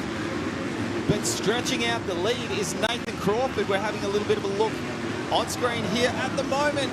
Pass up the inside. Oh, a beautiful block pass. And this is a good ride there by Flynn on the 60 machine. Look at this to the inside again as Barham tries to dive in just behind them as well. We saw Buck to the inside of Cosman, so he has moved himself up 1 more position. Again, Barham to the inside, well read by Flynn, but he's not going to be able to hold it this time as they move towards the woods here. Oh no, Flynn almost at the bar. But still goes for the triple and does a case in a beautiful passing move set up by Reese Budd and across the whoops, and he will be able to hold on to that position. To the inside ends, just passing that 2 riders through the woods. So keep an eye on him, the #1 machine, just at the tail end of this one, up to the inside. This is a good battle between all 4 riders. Great position for this camera to pick up this great battle that's going on. Now, Reese Budd on the Serco Yamaha's given himself a little bit of a separation now over, it looks to be, is that Ferguson back there now? Yeah, so Ferguson also there having a good ride in this race. Oh, over the bars! That there is Caleb Cosford, Jace Cosford, number 754 on the Yamaha machine. He is straight back up though. on the side of the screen there. Wilson Todd and also Cole Thompson were at the back of that little group. So as we said at the start of this race, you need to get yourself a good start. On the outside of Flynn, who have we got there, Lee? Yeah, just trying to pick up our race numbers. What a passing move. That was Reed Taylor. In the midst of doing that, he has actually just lost a place as well, trying to block it out. And Cole Thompson and Wilson Todd both taking advantage of this, moving up another position. So it'll update us on the side there. Thompson, Todd, 6 and 7 over the finish line that time. So all kinds of passes being made in this early stage of the first of the 3 finals in the SX2, the Triple Crown. As we say that, Nathan Crawford is sitting very pretty out of the head of the pack. Did you just see Noah Ferguson lock the front wheel into the face of the triple and somehow pulled it off? So generally, when you get into that position, you do not opt to jump the triple. He did not back it off, but Anstey is the guy on the move, the number 1. Not sure who that was while ago. Bruce Budd has stalled the motorcycle and he's back up and running again. So just handing out gifts left, right and centre here. Again, as we said at the start, no mistakes. It is vital that you continue to move forwards, and it looked like that's what Bud was doing. This was such a good ride that he had going early on in this race, so he's got all that work to do once again. So currently, as we sit at the moment, Nathan Crawford on the factory KTM machine at the head of the pack has got a 3.2 second lead over Caleb Barham. What a ride from Barham, and just like that, Anstey already finds himself up in a top 3. Yeah, and we just caught a glimpse of that. Anstey may have even made the pass on the right screen. We'll see going into the corner. Yes, indeed he has. Right up the side, Barham through the woods, and has enabled himself to find a way through up into second place. He was 10th, at least 10th on the opening lap. Now sits in second and is starting to look to see exactly which direction Crawford went in. And you can noticeably see his change of intensity. He has bumped it up, his corner speed, how low he's staying on the jumps. Max Anstey is on an absolute mission at the moment. It looks like to me, Lee, that there might be just a little bit more grip. Oh my God. That is where it is all coming together for Max Anstey. The speed he carries into them whoops, Lee. That was incredible whoop speed from the Boost Mobile Honda rider. Carrying the number 1 with the red background, of course, showing that he is our current championship points leader up and over the finish line. And that gap between Crawford back to Anstey is now 1.1 seconds. And just like that, I think it's even less. Yeah, and I would say stay here with these guys, because Anstey, the speed he has coming into the woods after this next turn, or even maybe before that, we are in for a shot at a passing, although Crawford is pretty good in the woods as well, but it's going to have to be something special. Anstey to the inside. Look at the speed of Anstey. Well, it was a totally different line on the corner before the whoop section. Danny railed the outside. Now he goes into defensive mode and trying to make sure that he keeps Nathan Crawford behind him. The different combos through this section, and line them up pretty even again at the end. We're coming around lap 7 now. Out. So this is the final lap. One more lap to go for Anstey, and he is timed to perfection as we see Crawford trying to do anything to regain that position. But hey, don't count anything out from Crawford. This is a solid race, especially for the first one. Well, talk about making it hard for himself. Max Anstey having to come from outside of the top 10, and we didn't get to see what happened in the start and whether he got boxed out like we were talking, jumping out of the gate. But all I know is we've got a couple of corners to go, and this is the eye of the tiger right here. Fantastic way to open up the account here tonight for Max Anstey. We'll come around for the first of the 3 Triple Crown races, collect the checkered flag and take the win. Moto number 1, SX2 here in Newcastle. And keeping that incredible win streak alive. What an amazing ride for Max Anstey, and equally a great ride for Nathan Crawford in second place. On the very last jump, one rider going down. It looked like a Yamaha Reese rider. Budd, I believe that was. Wow, he's been credited 7th. Let's run through this list. Max Anstey, Nathan Crawford, Caleb Barham holds down 3rd place. Cole Thompson, Wilson Todd, Ferguson, Kingsford, Taylor, Wageman, Atkinson and Novak. But had to have been so close to that timing loop that I think he recorded it, but he didn't cross the checkered flag. Yeah, he was just like, he almost could have reached his hand out across and he would have got it, but wasn't to be for Reese Budd, which other than that, not a bad race whatsoever. All right, these boys have themselves a small break between these, around about 6 minutes to catch their breath back. And I believe we got Cam Williams down there who's going to get amongst the action and just see exactly how these guys are preparing. Max Anstey, mate, started deep in the pack there, but really just got the focus going and got that one done. Yeah, I actually had a good jump. I wheelied a little bit and slid out going into the first turn, so to come through was solid. Yeah, it's carnage out there. Let's hope for a slightly easier one in this one. There you go, gentlemen, pressure's on down here. They've got about 4.5 minutes left before we go racing in race number 2. Well, great to hear from Max Anstey there after his win, and he doesn't really sound too gassed at all, and that's what you would expect from an athlete like himself. Obviously trains exceptionally hard, but if we were ever going to see him trying to catch his breath, surely it would be coming from outside of the top 10. Yeah, absolutely. Right there was a pretty solid, hard ride for Max Anstey to make sure he got up into that position. He was certainly not slouching around. As we look at the replay here, here's the crash from Cosford, lands a little bit short just there, and up over the finish line here was Anstey just trying to make his way through. Well, that was the best case scenario for Cosford there. He landed up on the top of the tabletop. It was kind of like a gift, really.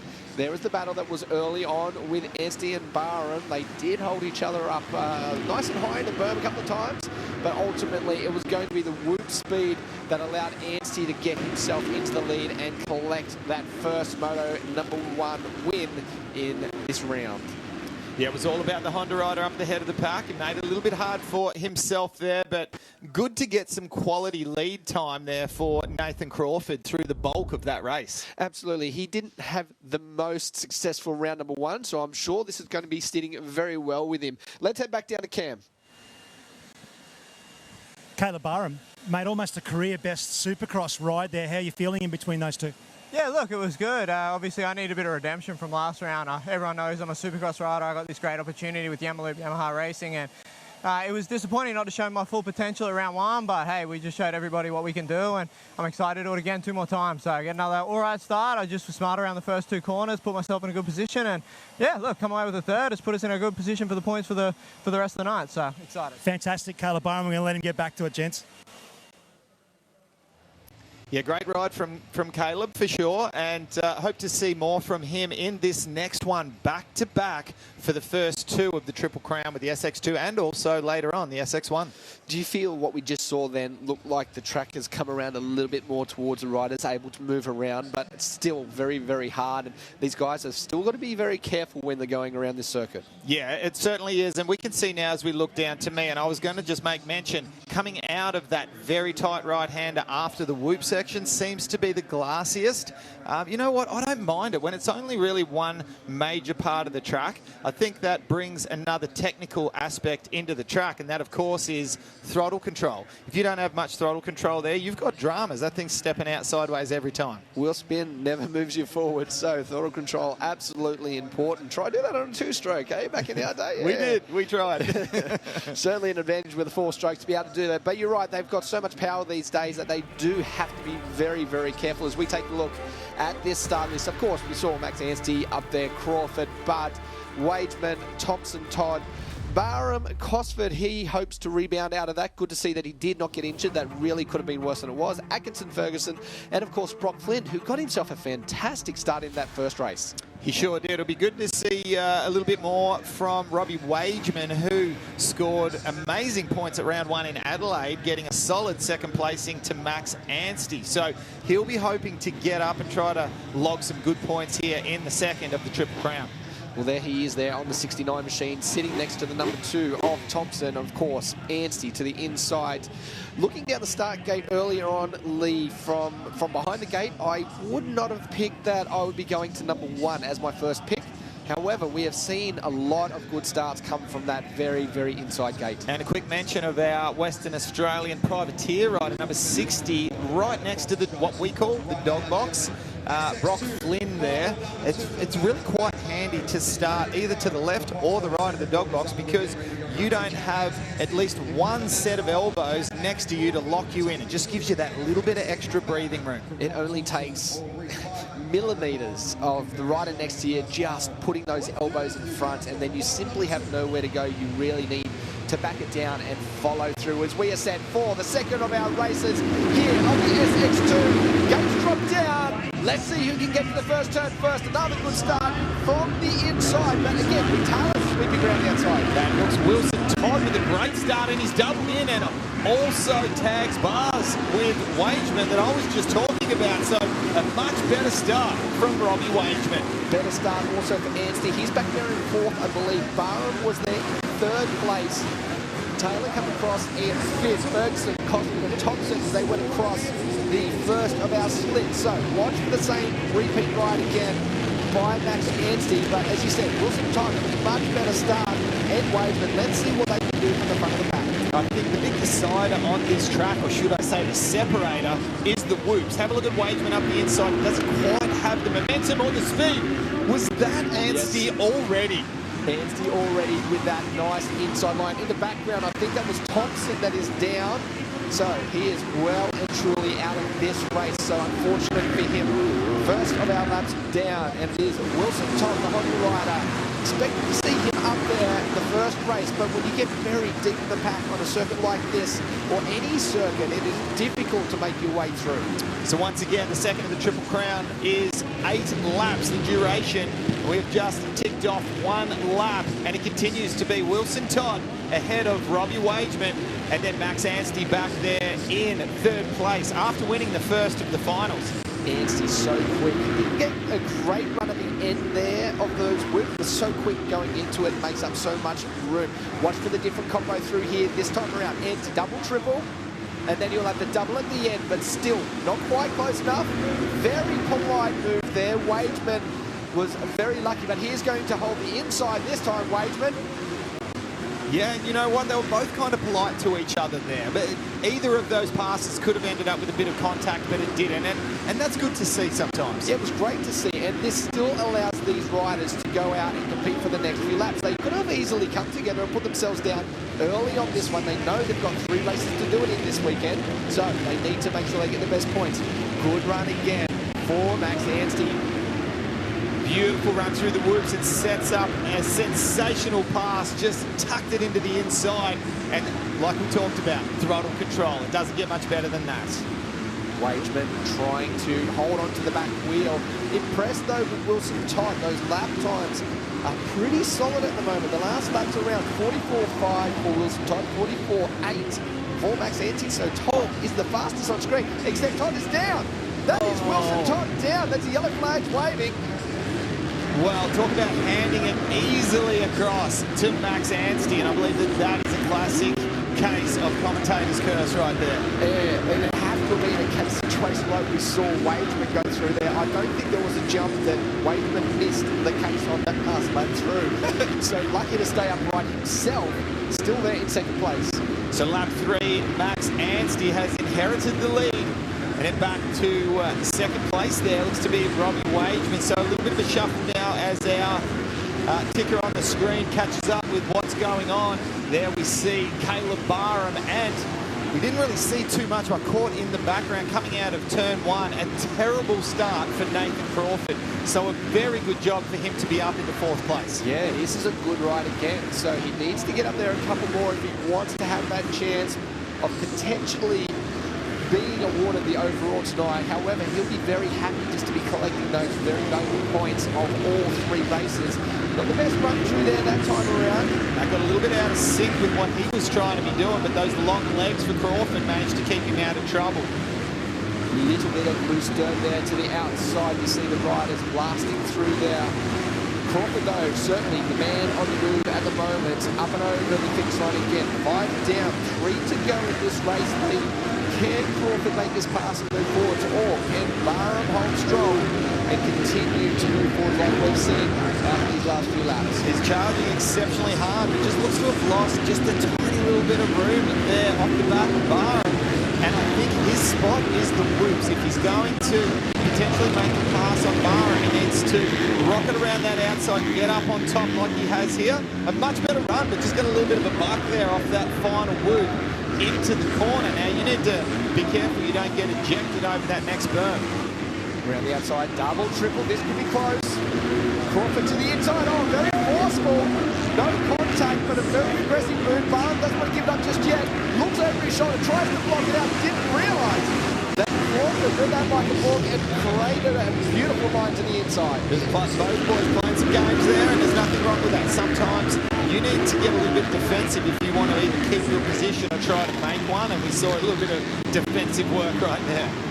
So looking at the scoring on the left-hand side, it is still, of course, Anstey that leads this one. 4.4 seconds in front of Waitman and back to Crawford. Very little time between both of these. The bike stepping out sideways for Nathan Crawford as he blasts out of that turn. And it is Barham still there on the Yamaha behind them. Just trying to look in the background from there.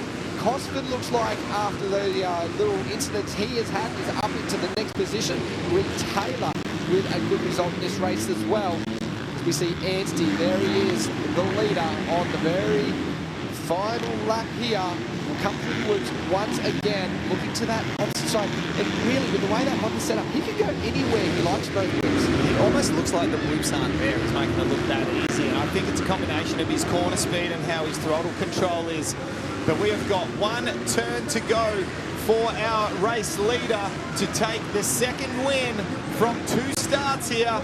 As there we see it, Max Anstey goes across the finish line. What a win, 2 wins from 2 starts, and he needs just one more to take the overall. There was Crawford coming across in 3rd place, just there in front of Barham. So again, solid results for both of these guys in this race, the second of the Triple Crown here tonight in Newcastle. Fantastic effort by all of them, and really, Lee, this has given us a bit of an understanding of what to expect in the SX1 class as well, although those boys are really going to have to control that throttle if they want to find any grip out there as well.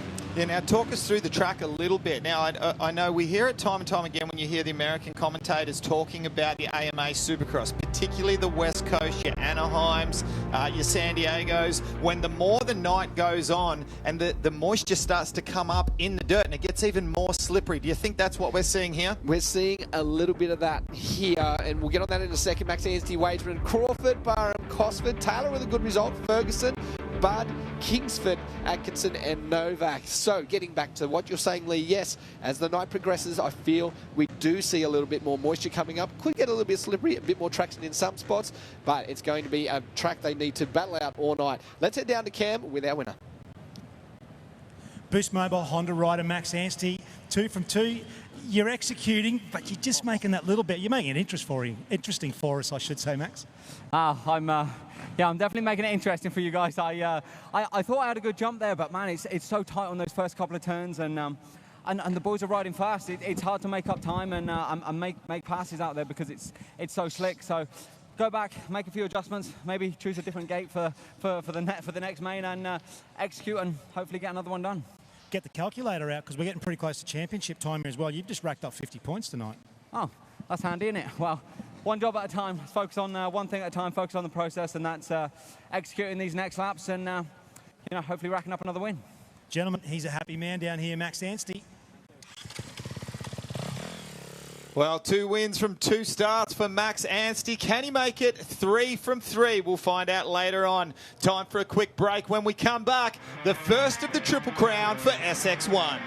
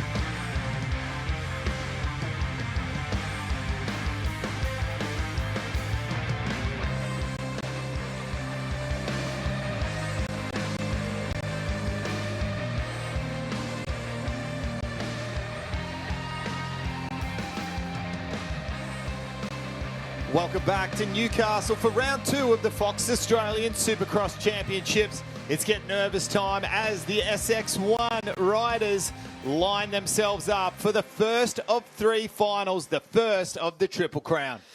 Tense times down there on the start line. Looking right to left, there is Wilson, Clout, Hill, Brayton, Webster, Moss, your big hitters, every single one of them looking to the inside here to try and control that first turn. And what a heat race from Jackson Richardson as well, who is the next in line, the best of our privateers. So, as you said, Danny, all the big hitters on the inside, they want to control that inside line going into the first turn. And that is because we've got such a tight U-turn that almost turns literally on itself. If we had a 90-degree first turn as opposed to a U-turn, you would see a lot of the big guns starting towards that dog box in the middle so they can swoop in. Not so much the case with a tight first turn U-turn. We saw on screen there Evans and Woods just to the outside a little bit further. And you're right, Lee, it's a tough one. And interestingly, what we just heard from Max Anstey is that he may look at a different gate, not to the very inside. So maybe that inside line not quite as good or not working quite as good once that field is stacked. All right, well, we're in the starter's hands. 15-second board is sideways. Who is going to jump first? Will Dean Wilson on the number 15 get himself a good start? Oh, completely sideways for Luke Clout there. And it looks to be, Cole Webster has gone down. Webster with the perfect start. We saw the 2 CDR Monster Energy Yamaha bikes collect each other down the start straight. That was Hill and Clout. And then going into the first turn, Brayton and Wilson collected each other as well, the 2 Honda riders. So Webster was set up for a perfect start, and then he just slid out in the first turn. And look who has ended up in the lead. Yeah, that was, and the 2 riders come together. One goes down just off the side of the camera. I just caught someone going off the side of the track to try to pick up who that was. But certainly a case of Mario Kart banana peel for Kyle Webster in that first turn, but looks to be already out of the head of the pack. Justin Brayton, it is shaping up to be a night for him. How about second place there? 51 machine of Robbie Marshall, a guy probably rode the last time I was here in 2004. Oh no! Marshall with a big moment there going into that final jump before the finish line. Moss sits there in 3rd place, which is a valiant effort for the injuries that, at least what we suspect he's done after that massive crash in the first of the qualifying sessions for him. So big effort to be there. Dick Wilson right there too. Yeah, I think that could have been an example of Robbie Marshall hoping for some tear-offs for his pants. I would think that was a very close one, and a beautiful pass up the inside from Dean Wilson. Slips a little bit sideways, and nice racetrack position for Matt Moss up there in a top 3. So Marshall trying to hold on to that position. Wilson with the better run through there will move himself into 3rd place. So they have got some work ahead of them if they want to get up there and catch the race leader of Brayton, the number 1 machine defending champ. He is starting to check out from the rest of the field as we see them cross the start line. That right-hand turn wasn't usually a line that we see out of a rider. Yeah, look, I'm going to say Justin Brayton is so hard to beat when he's in this kind of form. When he's getting starts like he is tonight, I think one of the only riders that will be able to stop him is Dean Wilson, because he is flying across the top of those whoops, and I just can't help but feel we are not seeing even close to 100% from Matt Moss at the moment. Oh, Wilson to the inside, good run through there. He moves himself up into 2nd place. So with 3 laps done, 7 to go, 10 the distance in this one. We've still got some time for Wilson. Now, Lee, we saw it in Adelaide. Wilson looked exceptional in that race over there. Can he close down this one, or do you think 4.6 seconds in a 10-lap race, maybe that's just a little bit too much? Let's try and gain some good points here and have another charge at it for the 2nd race. Well, Danny Ham, you're the master of the lap times and keeping tabs on the decimal points and who's doing what. So let's watch over these next couple of laps. As you said, we're lap 3 out of a total of 10 laps here. All 3 of the Triple Crown races for the SX1 class are 10 laps duration, so it's only half the distance of what a normal single final format would be. So 6/10 was the quicker time by Wilson here on screen. He has closed down 6/10 with 6 to go.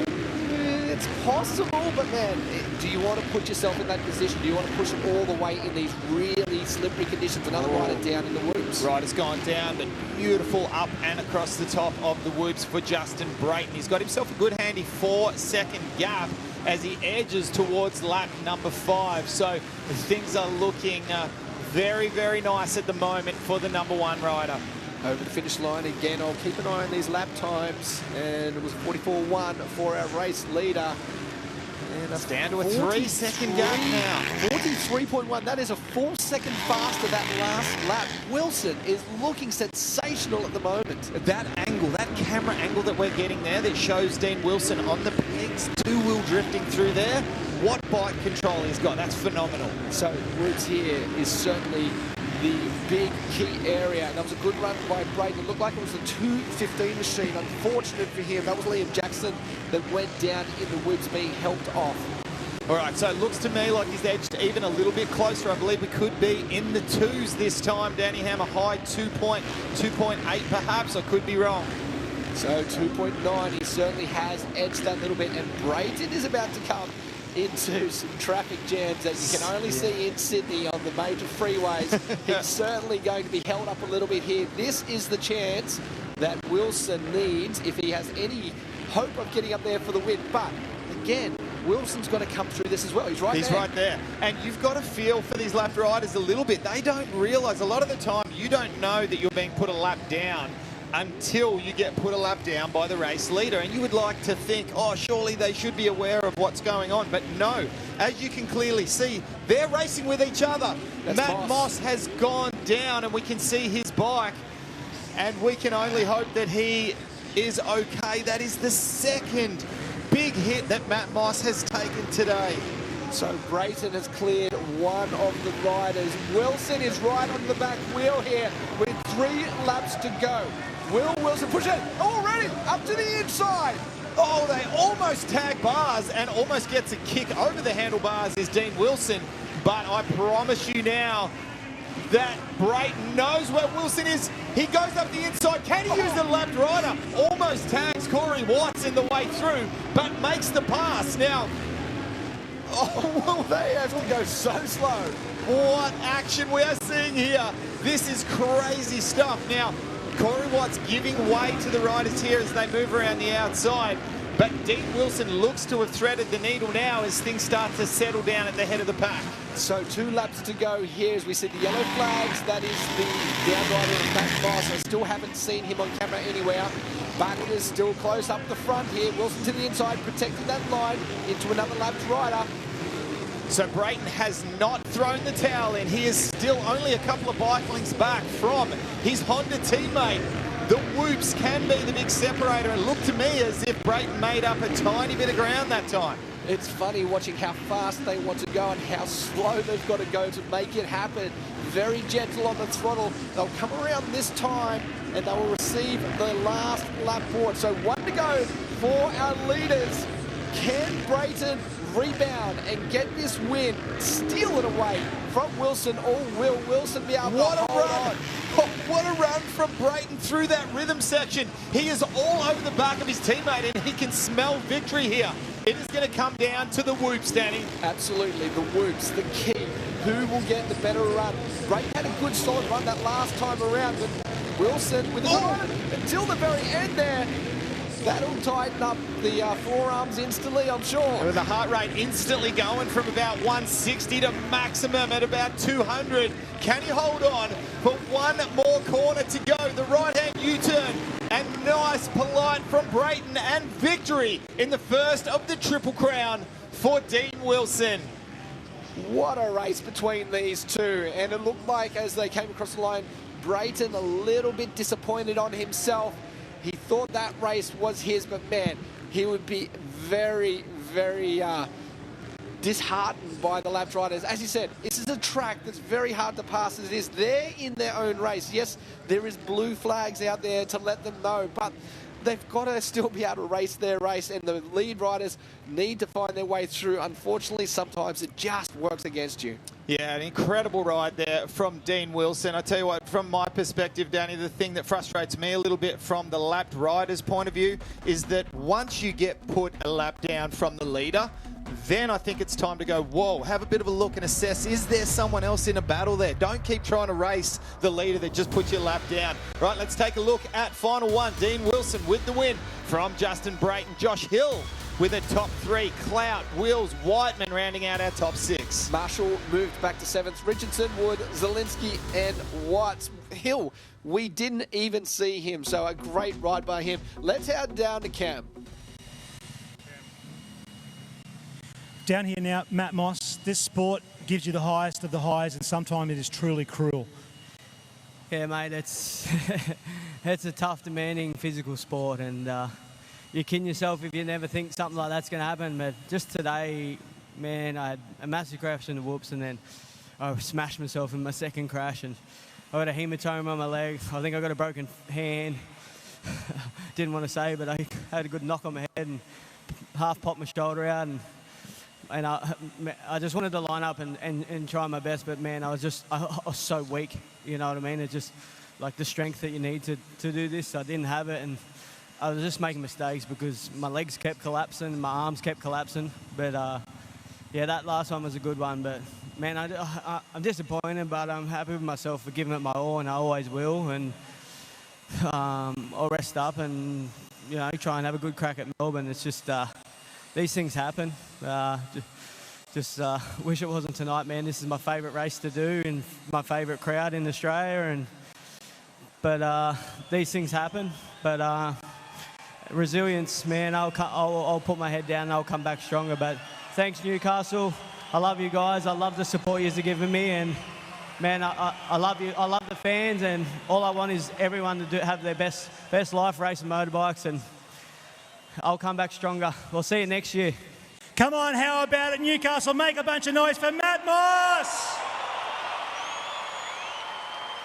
Well, there's not many riders that would have the heart to be able to get out and even line up